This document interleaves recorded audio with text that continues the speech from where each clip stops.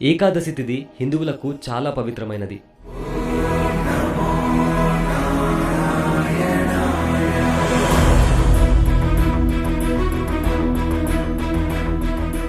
ఏకాదశి అంటే 11.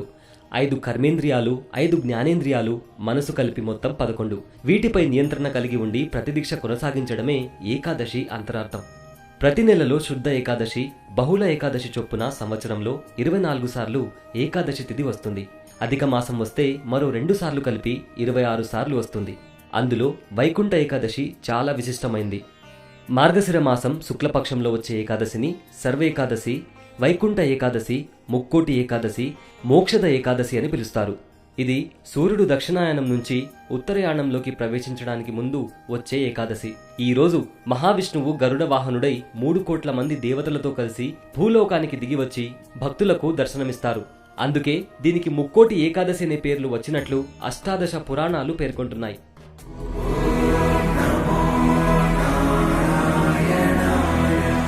వైకుంఠ ఏకాదశి రోజున చాలా మంది శ్రీ మహావిష్ణువును ఉత్తర ద్వారం నుంచి దర్శించుకోవాలని ఆరాటపడుతుంటారు. పురాణాల ప్రకారం ఒకప్పుడు రాక్షసుల హింసను భరించలేక దేవతలందరూ కలిసి ఉత్తర ద్వారం నుంచి ప్రవేశించి శ్రీ విష్ణుమూర్తిని దర్శించుకొని తమ గోడును వెళ్లబోసుకున్నారు.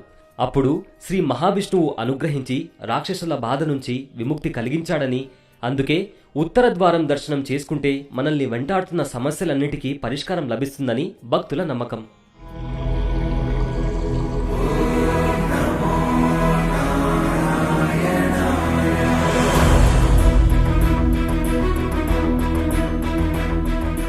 ఉపవాసం అంటే కేవలం ఆహారం తీసుకోకుండా ఉండటం కాదు, ఎల్లవేళలా భగవంతుడిని తలుచుకుంటూ ఆయనకు దగ్గరగా ఉండటమే ఉపవాసం. అందుకే ఏకాదశి రోజున చాలా మంది ఉపవాసం చేస్తారు. విష్ణు పురాణం ప్రకారం మురా అనే రాక్షసుడు దేవతల్ని ఇబ్బంది పెట్టడంతో వాళ్లంతా తమని రక్షించమంటూ విష్ణుమూర్తిని వేడుకున్నారట.